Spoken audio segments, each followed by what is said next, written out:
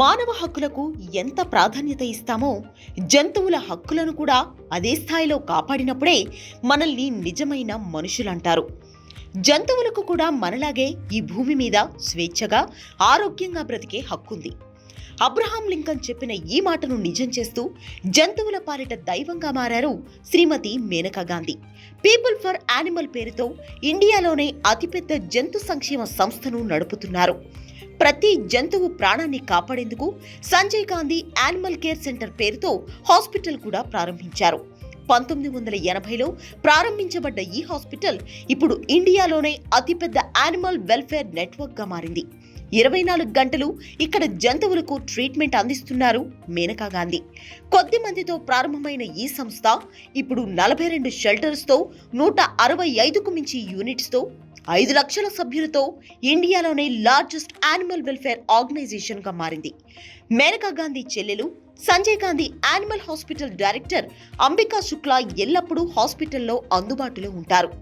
మేనకా గాంధీ కూడా ప్రతి శనివారం ఇక్కడ జంతువుల సంరక్షణ చూసుకుంటూ ఉంటారు. ఈ యానిమల్ వెల్ఫేర్ సెంటర్లో జంతువుల యోగక్షేమాలు చూసుకునేందుకు 250 మంది సిబ్బంది ఎప్పుడూ అందుబాటులో ఉంటారు. చికిత్స తీసుకునే జంతువుల కోసం ప్రత్యేకంగా 3500 షెల్టర్స్ ఏర్పాటు చేశారు. ఎన్జిఓల పేరుతో చాలా మంది డబ్బు దోచుకుంటున్న ఈ రోజుల్లో ప్రతి నెల దాదాపు 60 లక్షల రూపాయలు ఎలాంటి లాభాపేక్ష లేకుండా ఖర్చు చేస్తూ ఈ జంతువుల బాగోగులు చూసుకుంటోంది పీపుల్ ఫర్ యానిమల్ సంస్థ. జంతువులను ప్రేమించే ప్రతి ఒక్కరూ, జంతువుల హక్కులు కాపాడాలనుకునే వాళ్ళందరూ పీపుల్ ఫర్ యానిమల్ సంస్థకు డొనేషన్ ఇవ్వచ్చు.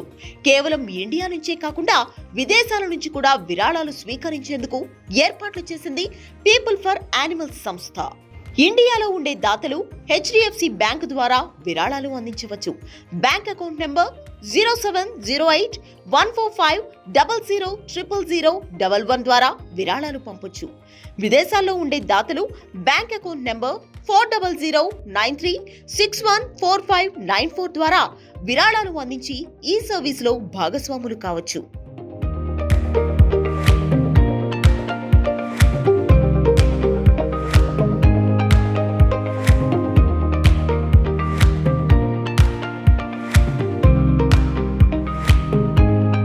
मेरा नाम अंबिका शुक्ला है।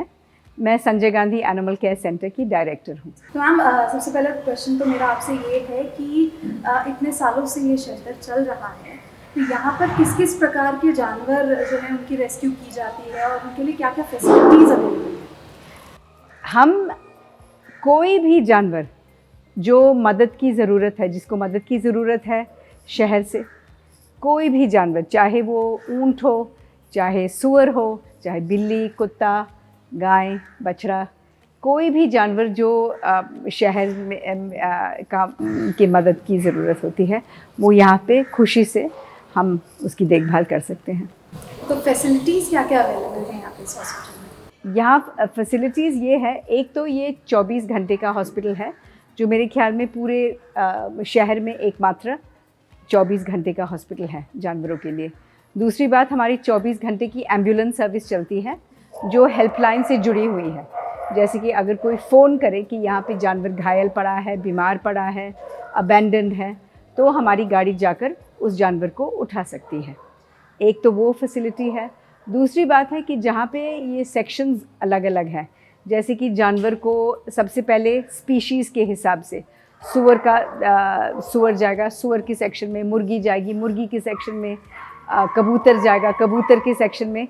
तो हर स्पीशीज़ के लिए अलग अलग सेक्शंस हैं। चौथी बात है, जैसे कि कुत्ते सबसे ज़्यादा तादाद में हमारे पास कुत्ते होते हैं। कुत्ते की अलग अलग बीमारियां होती हैं, तो उसके हिसाब से कुत्तों के अलग अलग सेक्शंस होते हैं। जैसे 2 बीमारियां ऐसी हैं जो कुत्तों में बहुत तेज़ी से फैलती हैं। एक का नाम है डिस्टेम्पर और दूसरे का नाम है पार्वो। तो इन दोनों बीमारियों के लिए अलग अलग सेक्शंस हैं, ताकि दूसरे कुत्तों में फैले ना ये बीमारी। तीसरा है, जो एम्बुलेंस से आते हैं कुत्ते, वो सीधे जाते हैं एक सेक्शन में ट्रीटमेंट के लिए, तो उनका सेक्शन अलग है। जो जानवर ठीक हो चुके हैं उनका सेक्शन अलग है। जो जानवर पैरालाइज है, जो चल ना पाते हैं, उनका सेक्शन अलग है। बिल्लियों का सेक्शन अलग है। तो इस तरीके से अलग अलग सेक्शंस हैं और साथ साथ में चलता है ओपीडी। ओपीडी का मतलब है कि उन जानवरों के लिए जिनके पास घर हैं और मालिक हैं, जो केवल बीमारी के लिए आते हैं, आउट पेशेंट्स जिसको बोला जाता है, तो वो आकर यहाँ पे ट्रीटमेंट ले सकते हैं और जा सकते हैं।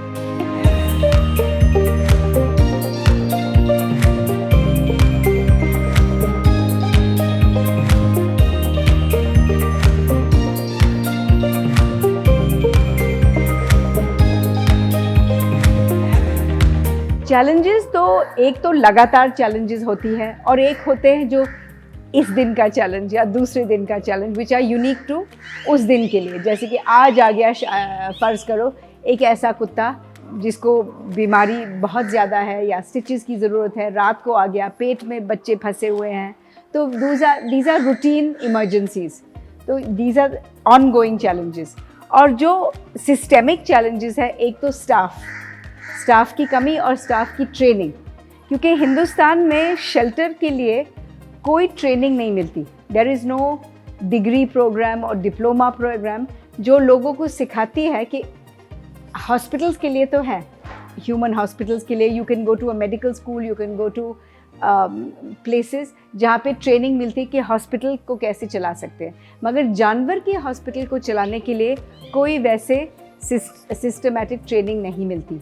तो जो भी आता है यहाँ बिल्कुल अनाड़ी होता है, तो we have to start from the beginning with each staff member and it is a challenge, क्योंकि सबसे बड़ी चैलेंज तो ये है कि ह्यूमन के हॉस्पिटल में कुछ खराबी है, कुछ कमी है, तो पेशेंट खुद ब खुद बोल सकते हैं।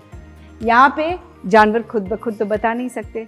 तो अगर उनको गर्मी लग रही है, हमको खुद देखना है, सर्दी लग रही है, हमको खुद महसूस करना पड़ता है, उनको दर्द हो रही है, हमको उसका कोशिश करनी है। तो हर चीज़ के लिए दुगुना विजिलेंस की ज़रूरत है और स्टाफ मिलता है आधे विजिलेंस का, क्योंकि जो स्टाफ को दूसरी जगह पे नौकरी ना मिलती है वो जानवर के अस्पताल में आते हैं। किसी को ये काम पसंद नहीं होता, जो लोग दिल से काम करते हैं वो बहुत कम होते हैं और बाकी के लिए ये केवल नौकरी होती है। और नौकरी करने के लिए आप उतना ही करेंगे जितना देखा जाता है, अंदर से तो नहीं करेंगे। अगर जानवर को प्यास लगी है और उसको बोल नहीं पाते, सुपरवाइज़र को बाहर से वो बता देंगे कि सब कुछ ठीक है, मगर सुपरवाइज़र का ऊपर होता है उसकी आंख कितनी तेज़ है कि क्या उस जानवर को पानी मिला है जो कोने में पड़ा है, क्या उस जानवर को कंबल मिला है जो थरथरा रहा है, क्या उस जानवर को की मदद हो रही है जो चीख रहा है दर्द से। तो that is the biggest challenge I think, is to find लोग जो जानवर की दर्द पीड़ा समझे और उसके ऊपर काम करने के लिए तैयार हो।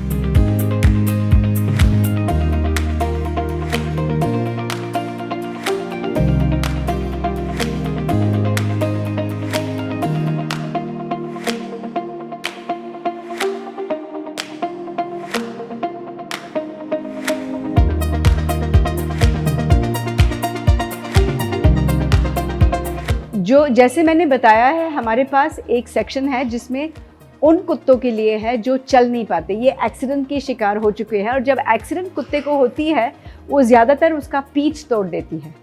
एक बार पीठ टूट गया है कुत्ता, वो जुड़ नहीं पाता है। स्पाइनल सर्जरी होती नहीं है हिंदुस्तान में, एटलीस्ट हमसे तो नहीं होती और मेरे ख्याल में शहर में भी नहीं होती है।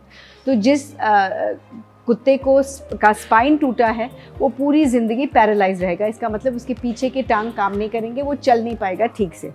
तो इसके लिए दो चीज़ हो सकती है, एक तो व्हील चेयर बनती है जिसमें कुछ देर के लिए, मगर ये 24 घंटे तो चला नहीं सकते व्हील चेयर पे क्योंकि स्ट्रैप्ड ऑन अपरेटस है, तो कुछ देर के लिए व्हील चेयर से इनको एक्सरसाइज किया जाना चाहिए। दूसरी बात है कि उनको खाना पानी पहुंचाने की ज़रूरत है। कुछ तो लंगड़ा के कोशिश करते, बहुत हिम्मत वाले होते हैं कुत्ते, बहुत हिम्मत वाले, उनमें थोड़ी सी भी जान होती है तो बहुत कोशिश करते हैं, मगर फिर भी उनको मदद की ज़रूरत होती है। कभी हमने एक डिवाइस बनाया था स्ट्रॉ के साथ कि जिस कुत्ते का सिर नहीं उठ पाता, स्ट्रॉ के साथ हमने बनाया कि वो स्ट्रॉ के साथ पी सकते हैं। करते करते मतलब ये जुगाड़ू इलाज चलती रहती है कि उनको थोड़ी सी मदद कैसे मिले, थोड़ी सी उनकी देखभाल कैसे किया जाए, मगर उनकी ज़िंदगी बहुत कठिन है और उन पे दुगना मेहनत की ज़रूरत होती है क्योंकि वो खुद अपने आप पानी, खाना, और कभी सुसु पॉटी भी नहीं अपने आप कर पाते हैं, तो सुसु पॉटी भी खुद निकलवाना पड़ता है, खुद सफाई रखना है। सबसे बड़ी उनका ये है कि अगर एक एक जगह वो पड़े रहे तो उनको बेड सॉर्स हो जाते हैं, जैसे इंसानों में भी होते हैं। अगर आप एक तरफ पे ही लेटे रहें तो आपका वो तरफ घिस जाएगा, तो वैसे ही होता है कुत्तों के साथ, उनको बेड सॉर्स हो जाते हैं और फिर बहुत दर्द में रहते हैं, क्योंकि फिर उनका पीठ भी नहीं काम कर रहा है, टांगे भी नहीं पार कर रहा है, और एक तरफ उनको पूरा छिला भी आ जाता है। तो we have to protect against that by keeping the whole place dry. अगर गीला हो, बेड सॉर्स बहुत जल्दी डेवलप हो जाते हैं, क्योंकि गीले में मॉइस्चर आ जाता है, चमड़ा छिल जाता है। तो it's very very important to keep the place very dry and very clean. जैसे कोई इसने सुसु किया, उसी पलक इट हैज़ टू बी पोछा करके, वहीं पे पोछा लगाकर बिल्कुल चूस लेना होता है और ज़मीन को सूखा करना पड़ता है। So it has to be a 24 hour very very vigilant and very caring job. और ये उन लोगों के लिए करना चाहिए जो सच्ची में जानवर के लिए समझते हैं, केवल नौकरी की तरह से नहीं देखते।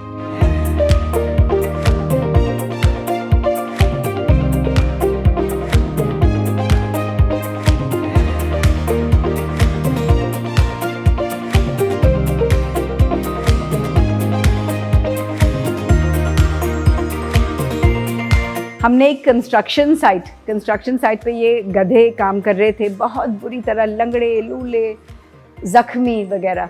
तो ये हमने पुलिस में रिपोर्ट की और सारे वो गधे कॉन्फिस्केट हो गए थे, और मेरे ख्याल में 8-10 थे, और यहाँ पे उनको खाना मिला, आराम मिली, पानी मिला, देखभाल मिली, उनके घाव भर गए, अच्छे हट्टे कट्टे बन गए वो गधे।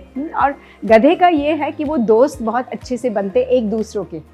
गधा को आप एक को उठाएंगे ना, उसका जो दोस्त है वो गाड़ी के पीछे पीछे भाग के जब तक वो गिर ना जाए वो छोड़ेगा नहीं पीछा।